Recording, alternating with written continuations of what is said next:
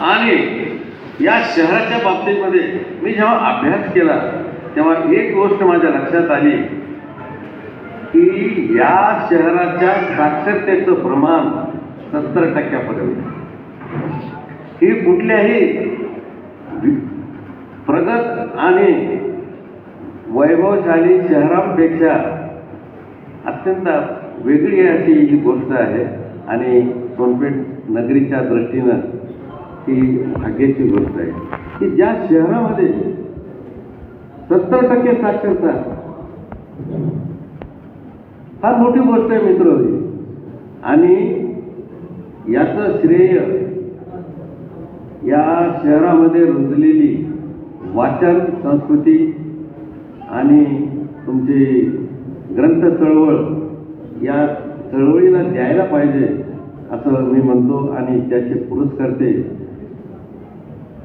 सामाजिक कार्यकर्ते माझे स्नेही राजेश खेडकर यांना मी या ठिकाणी आवर्जून देईन. भविष्यातही त्यांच्याकडून याच पद्धतीचं काम या शहरामध्ये होईल आणि या शहराचा नावलौकिक वाढेल अशी मी या ठिकाणी आशा व्यक्त करतो.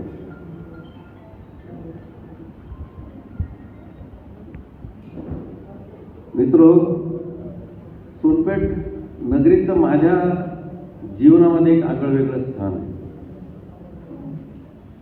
आंबिलवाले परिवार हा तसा मूळचा देवळालीचा, देवळाली प्रवरा.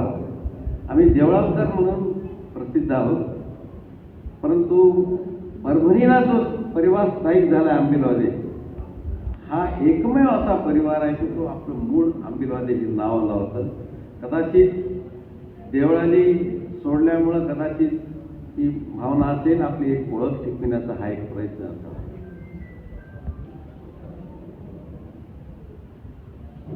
तर हे देवळाली जेव्हा सोडली आमच्या पूर्वजांनी, तर आमच्या आजोबा असतील पंजोबा असतील यांच्याकडनं मी एक गोष्ट ऐकली त्यावेळेस की काही काळ आमचं वास्तव्य या सोनपेठ नगरीमध्ये आणि याच नगरीमध्ये आज मला समाजभूषण म्हणून गौरवान्वित केल्या जात आहे. हा खरं तर माझ्यासाठी खूप मोठा भाग्याचा क्षण आहे.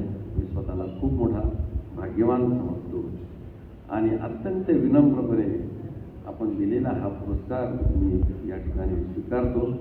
हे नम्रपणे पुनश्च एक वार आपल्याला सांगू इच्छितो.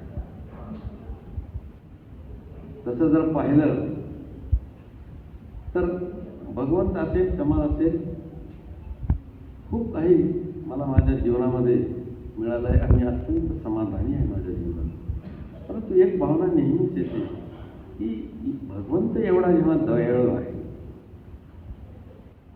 आपण रिटर्न गिफ्ट, जसा एखादा कार्यक्रम असतो तर या कार्यक्रमामध्ये आजकाल एक नवीन पद्धत रुजू झाली रिटर्न गिफ्ट देण्याची. तर आता आज मला हा पुरस्कार आपण दिला आहे, तर या ह्याच्यामध्ये मी आपल्याला काय रिटर्न गिफ्ट द्यावी? खरंच काय एवढा मोठा माणूस आहे का? अजिबात नाही. संत तुकारामांच्या जगद्गुरु संत तुकाराम महाराजांच्या एका अभंगाची मला या ठिकाणी आठवण होते. काय वाहू चरणी तुझ्या,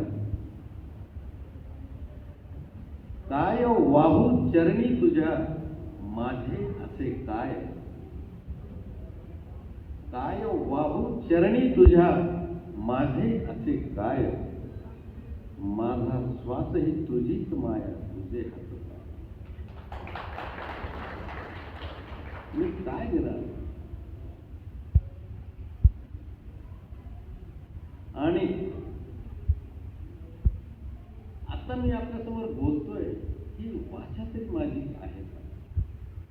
आपुलिया बळे नाही मी बोलत, आपुलिया बळे नाही मी बोलत, सखा कृपावंत वाचा आहे. जी वाचा देखील माझी नाही,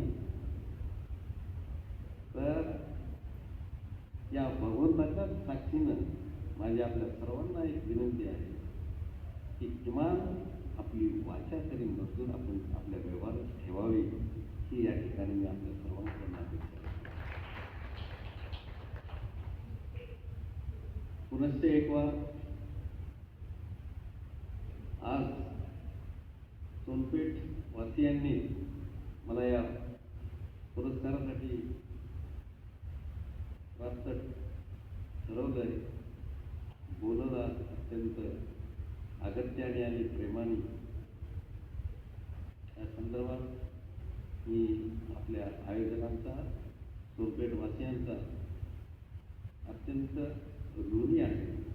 परंतु हे ऋण व्यक्त करून मी आपल्या प्रेमातून मुक्त होऊ इच्छित नाही, तर सदैव आपल्या प्रेमातच राहू इच्छितो, गुणातच राहू इच्छितो. ज्या संघटनेच्या माध्यमातून मी समाजसेवेमध्ये कार्यरत आहे, ती आमची ग्रामीण सोनार संघटना महाराष्ट्र राज्य या संस्थेत हा पुरस्कार मी अर्पण करतो या ठिकाणी. आणि माझ्या